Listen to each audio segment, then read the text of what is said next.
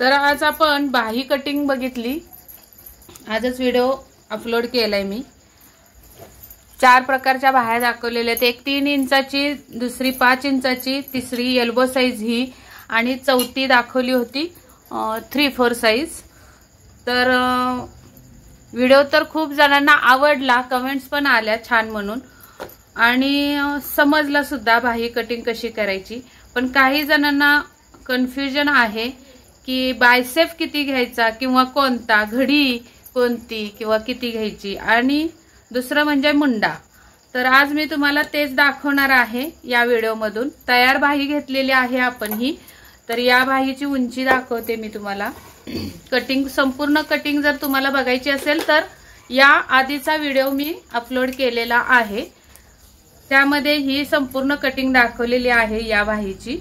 अजून याच्यासोबत 3 बाह्या दाखवलेल्या आहेत। तर ही बाही तयार होणार आहे आपली 10.5 इंचाची। 1 इंच प्लस केले अस्तरच्या ब्लाउज साठी ही बाही कटिंग आहे। तर 10.5 ची बाही आहे। तर यामध्ये आता तुम्हाला जर उंची एल्बो पर्यंत 10 इंच असेल तर तुम्ही 11 इंच घ्यायचंय, आणि 10.5 असेल तर 11.5 घ्यायचंय। आणि ही झाली उंची। अखंड पदराकडून आहे, डबल फोल्ड केले मी। आता इथे मी सकाळी पिना मारलेत त्यामुळे ओपन करून दाखवता येत नाहीये। असा डबल फोल्ड आहे आणि अखंड बाजूकडून आपल्याला उंची घ्यायची। त्यानंतर घडी कितीची घेतली तर घडी बघा, मी या इथे स्ट्रेट लावली बघा घडी अखंड पदराची। आता तिथून पुढे जे आपल्याला ही घडी घ्यायची आहे इथं बघायचंय। तर ही घडी मी 8.5 ची घेतली। तर 36 साइज मापासाठी ही बाही कटिंग मी दाखवली होती। तर तुम्ही तो व्हिडिओ बघितला नसेल तर नक्की जा पाठीमागे माझ्या चॅनलवर। या आधीचाच व्हिडिओ आहे तो बाही कटिंगचा, स्लीव्ज कटिंग म्हणून टाकले टायटल। तर त्यामध्ये तुम्हाला समजून जाईल। तर 36 साइज साठी आपण ही 8.5 ची घडी घेतली। तर का घेतली 8.5 ची घडी? 8.5 ची घडी का घेतली तर 36 चा चौथा भाग 9 येतो, त्यातून अर्धा इंच कमी करायचंय म्हणजे वजा करायचंय, तर 8.5 येतो। मग पूर्ण घडी आपल्याला ही सुरुवातीला डबल फोल्ड कागदाचा किंवा कापडाचा 8.5 चा घ्यायचंय। तर उदाहरणार्थ जर तुमची जर छाती 40 असेल तर 40 चा चौथा भाग तुमचा 10 येणार आहे, त्यातून अर्धा इंच वजा केलं तर 9.5 येणार आहे। तर इथून हे 9.5 ची आपल्याला अशी घडी घ्यायला लागणार आहे। तर ही झाली डबल फोल्ड घडी। त्यानंतर तुम्हाला इथे उंची टाकायची। अस्तरचा ब्लाउज असेल तर 1 इंच प्लस करून उंची टाका, आणि बिना अस्तरचा ब्लाउज असेल तर 2 इंच उंची टाका, न प्लस करा त्यामध्ये। त्यानंतर आता एक दुसरा प्रश्न तुमचा आहे की बायसेप। तर बायसेप हा आपल्याला साधारण इथून खाली उंचीपासून, पूर्ण उंचीपासून खाली 3.5 किंवा 3 इंच अशी खूण करून घ्या इथे, आणि या अखंड पदराकडून बायसेपचं माप टाकायचंय। आता मी हे 7 वर घेतलेला आहे कारण बायसेप हा माझा 14 वर आलेला आहे। तर तुमचा इथे बायसेप कितीवर येतो ते तुम्ही त्याच्या अर्धे टाकायचे। मी तुम्हाला पुढे व्हिडिओमध्ये दाखवणार आहे बायसेपचं माप कुठं मोजायचं असतं, तर व्हिडिओमध्ये कंटिन्यू राहा। तर हे आलं बायसेप। इथे मी तुम्हाला रेघ ओढून दाखवते।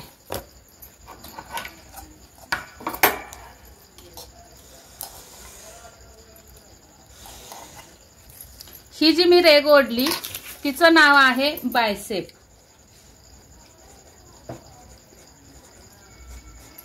आता ही इथून उंची खाली किती आली तर ही अशी बायसेप वर खूण करायची अशी।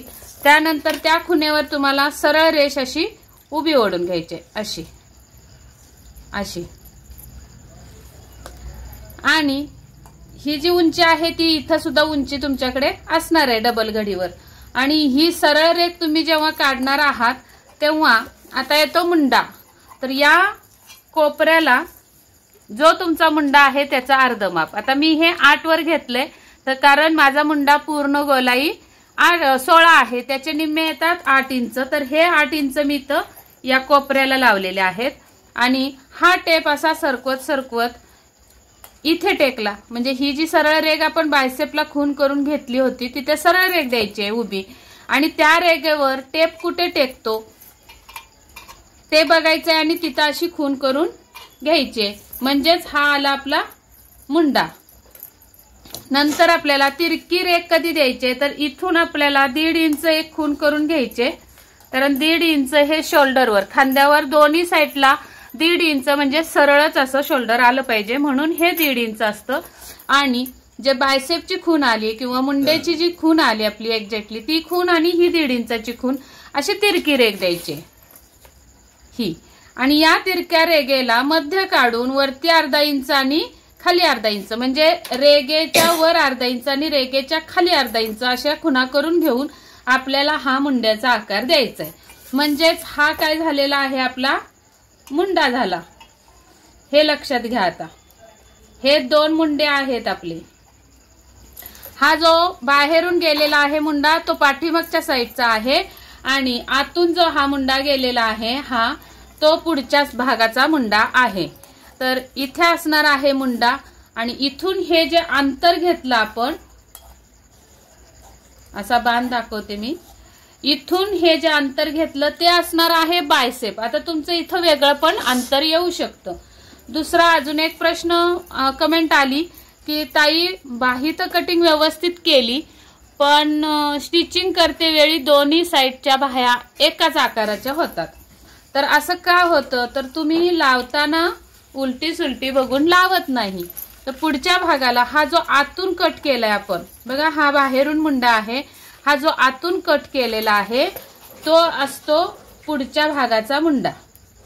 मग तुम्ही स्टिचिंग करते वेळी तुम्ही ब्लाऊज हंतरून पुढचा भाग कुठे आहे त्या साईडला हे टाकलं पाहिजे आणि हे पाठीमागच्या भागाला टाकून असं तुम्ही ठेवून घ्यायचं आणि अगोदर मध्यावर जॉईन करायचंय आणि मग पुढं मशीनची टीप अशी मारत यायचंय आणि नंतर मग इकडून पाठीमागून ही पूर्ण टीप बाहीची करायची। या पद्धतीने तुम्ही लावलीत तर तुम्हाला अजिबात उलटी सुलटी बाही होणार नाही। फक्त एवढंच लक्षात ठेवा, जो आतून आपण मुंडा छाटलाय तो मुंडा आपल्या पुढच्या भागाचा असणार आहे। तर मला वाटतंय या सगळ्या शंका तुमच्या मी या व्हिडिओमधून दूर केलेल्या आहेत। तर अजून पण काही शंका असतील किंवा तुम्हाला समजलं नसेल तर परत मला कमेंट करा, कमेंटमध्ये सांगा काय तुम्हाला शंका आहे ती, त्याच्यावर मी तुम्हाला व्हिडिओ मार्फत तुमचं उत्तर देईन। तर चला मग अंगावर मी तुम्हाला बायसेप, मुंडा, अजून हे कुठं मोजायचं हे दाखवते। आणि जो आपल्याला हा बायसेप, अजून एक सांगायचं राहिलं, जे इथून आपण हे बायसेप घेतलं या रेगेवर, तिथे जी आपण ही सरळ रेग ओढलेली आहे तर इथून उंचीपासून इथे जे मुंड्याची खूण आली तर इथून ही जी उंची आलेली आहे त्याला म्हणतात कॅप हाईट। हे लक्षात घ्या, कॅप हाईट म्हणजे मुंड्याचा उतार, मराठीमध्ये आपण त्याला मुंड्याचा उतार म्हणतो किंवा बाहीला उतार म्हणतो, बाहीचा उतार। आता इकडे 11.5 आहे तर इकडे किती आलं बघा, ते पण बघूयात मोजून आपण। इथे किती आलं, 11.5 आहे, तर इथे बघायचंय फिटिंगच्या तिथे बघायचंय तर 8.25 वर खूण आली, 8.25 आलेले, म्हणजे 11.5तून 8.25 वजा करायचे तर किती येतात, म्हणजेच कॅप हाईट आपली किती वर आलेली आहे, 3.25 वर आले।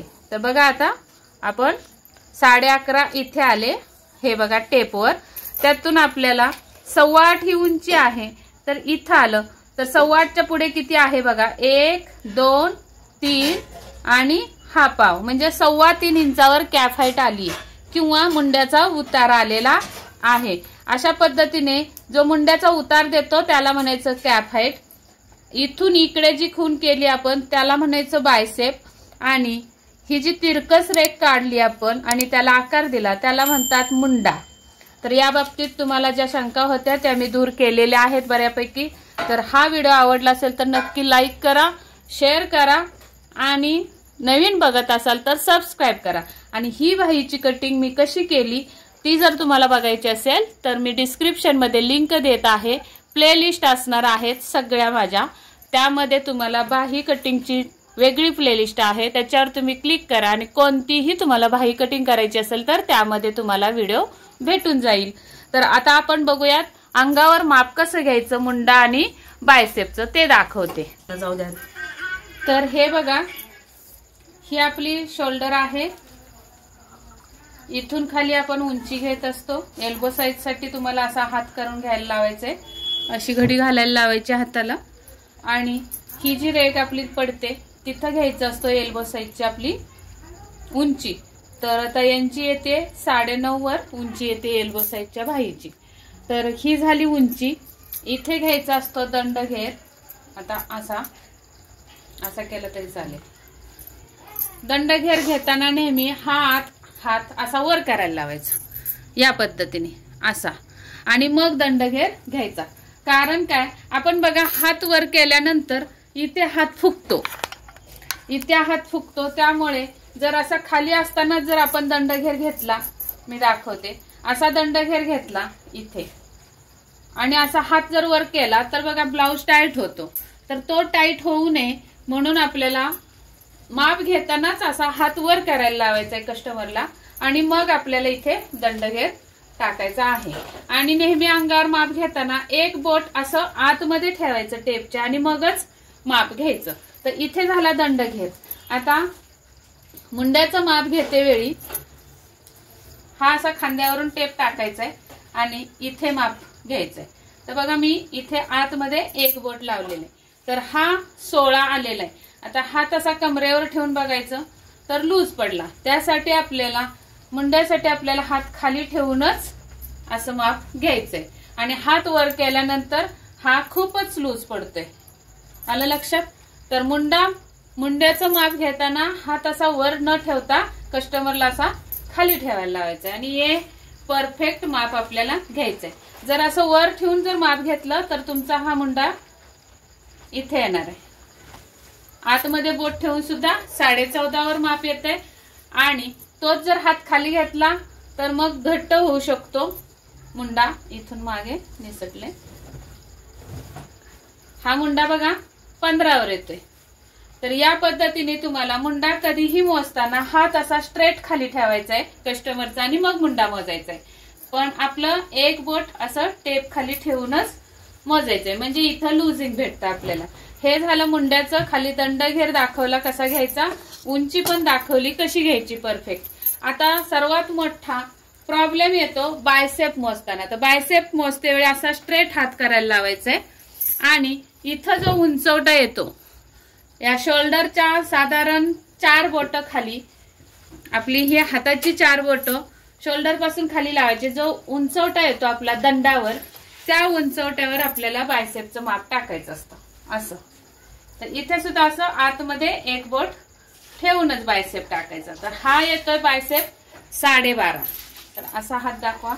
हा येतो 12.5 वर बायसेप.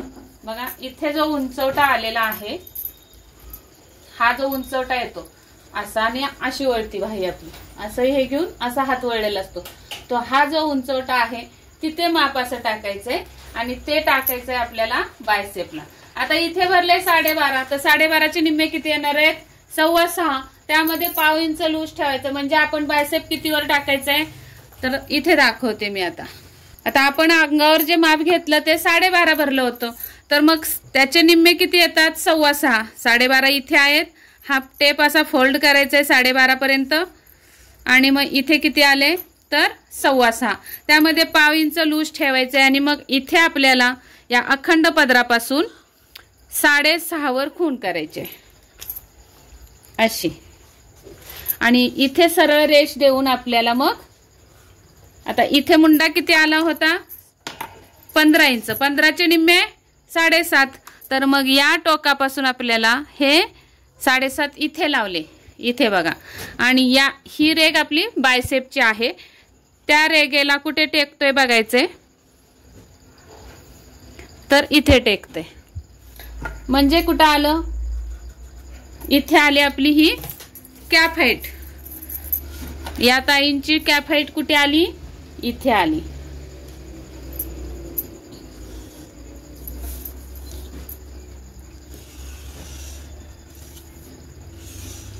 म्हणजेच की अगोदरची आपली कॅप हाईट आली होती 3.25 वर. मग ही किती वाढली? तर अर्ध्या इंचाला एक रेग कमी. म्हणजेच की ही आली आपली 3.5 आणि 1 रेघ। कॅफ हाईट कितीवर आली? 3.5 आणि 1 रेघ।